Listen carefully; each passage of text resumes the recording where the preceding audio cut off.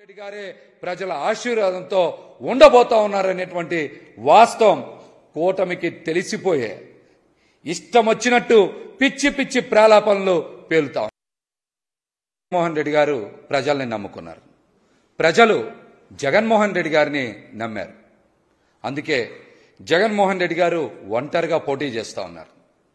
మనం కూడా అర్థం చేసుకోవాల్సినటువంటి విషయం, ప్రజల కోసం నిరంతరం పనిచేసేటువంటి వ్యక్తి ముఖ్యమంత్రి జగన్మోహన్ రెడ్డి గారు. ఆయన ప్రజా సంక్షేమం కోసం, ఈ రాష్ట్ర అభివృద్ధి కోసం ఆయన నిరంతరం గొప్పగా పనిచేస్తున్నటువంటి వ్యక్తి కనుకనే ప్రజలు ఈ రోజున అడుగు అడుగున జగన్మోహన్ రెడ్డి గారిని నీరాజనాలు పడుతూ ఆయన అడుగులో అడుగు కలుపుతా ఉన్నారు. జగన్మోహన్ రెడ్డి గారు ప్రజల ఎన్నికల్లో కూడా ప్రజలు ఖచ్చితంగా జగన్మోహన్ రెడ్డి గారు ముఖ్యమంత్రి అవుతారు. రెండో పర్యాయం ముఖ్యమంత్రిగా వారు ప్రమాణ స్వీకారం చేస్తారు. జగన్ గారు ఒక్కరుగానే పోటీ చేస్తూ ఉన్నారు. కాబట్టే అడవికి రాజు సింహం, ఈ రాష్ట్రానికి ముఖ్యమంత్రి జగన్ గారే. అందుకనే జగన్మోహన్ రెడ్డి గారిని సింహం సింగల్ గా వస్తుందనేటువంటి మాట ప్రతి ఒక్కరు కూడా మాట్లాడుతూ ఉన్నారు. కానీ కూటమి మాత్రం ప్రజల్ని ఎప్పుడు కూడా పట్టించుకోవట్లా. ఎత్తుల్ని, పొత్తుల్ని, జిత్తుల్ని నమ్ముకొని ప్రజల్ని మర్చిపోయారు. కాబట్టే కూటమిని ప్రజలు కూడా మర్చిపోబోతా ఉన్నారు. ఈ రాష్ట్రానికి రాబోయే 25 సంవత్సరాలు ముఖ్యమంత్రిగా జగన్మోహన్ రెడ్డి గారే ప్రజల ఆశీర్వాదంతో ఉండబోతా ఉన్నారనేటువంటి వాస్తవం కూటమికి తెలిసిపోయే ఇష్టం వచ్చినట్టు పిచ్చి పిచ్చి ప్రాలాపనలు పేలుతా ఉన్నారు వారందరూ కూడా. అందుకనే పిచ్చి పిచ్చి ప్రాలాపనలు పేలుతా ఉన్నారు.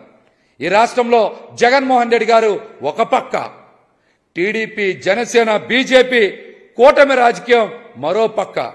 అందుకనే కూటమి రాజకీయాన్ని కొమ్మొక్క రాజకీయం అని ప్రజలందరూ కూడా అంటా ఉన్నారు.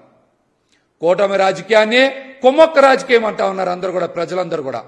ఎక్కడ కూడా ప్రజల కోసం వాళ్ళు జతకట్టాల, అధికారం సాధించాలి, భూములు కొట్టేయాలి, లక్షల కోట్లు సంపాదించాలి అనేటువంటి ఒక దుర్మార్గపు ఆలోచనతోనే టీడీపీ, జనసేన, బీజేపీ జతకట్టాయన్నటువంటి వాస్తవం ఈరోజు రాష్ట్ర ప్రజలందరూ కూడా అర్థమైపోయింది.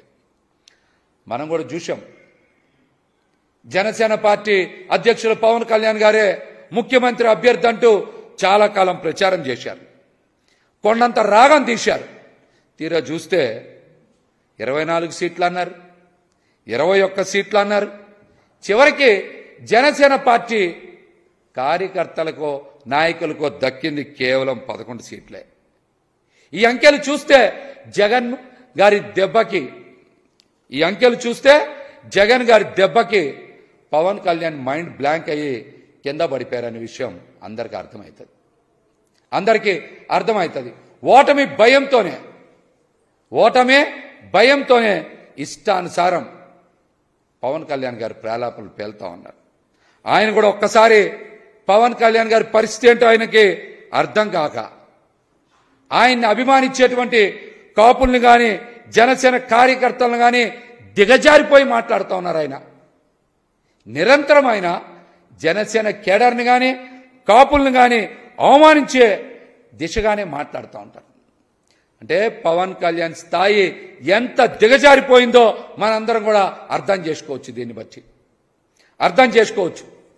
జనసేన పార్టీ అభ్యర్థులుగా వచ్చింది కూడా చంద్రబాబు గుంపులో నుంచే.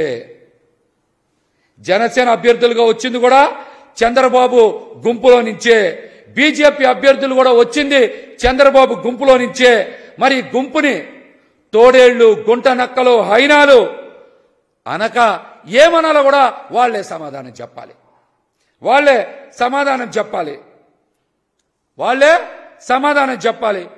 నిన్న ఇష్టం వచ్చినట్టు ర్యాబిస్ కుక్క అది ఇది అని మాట్లాడుతూ ఉన్నారు పవన్ కళ్యాణ్ అనేటువంటి వ్యక్తి. కరెక్టే, బాబు గారి దగ్గర కుక్కలాగా పడి ఉండడం వలన పవన్ కళ్యాణ్కు కుక్క బుద్ధులు బాగా వచ్చినట్టున్నాయి పవన్ కళ్యాణ్కి. అందుకనే ఆయన బాబు దగ్గర విశ్వాసంగా పడుండి ఇష్టానుసారం మొరుగుతా ఉన్నారు ఆయన. కుక్కలకైనా నీతి ఉంటుందేమో కానీ పవన్ కళ్యాణ్కి మాత్రం నీతి ఎక్కడా కూడా లేదు. ఇవన్నీ చిత్తకార్తె కుక్కలు, ఇవన్నీ చిత్తకార్తె కుక్కలు.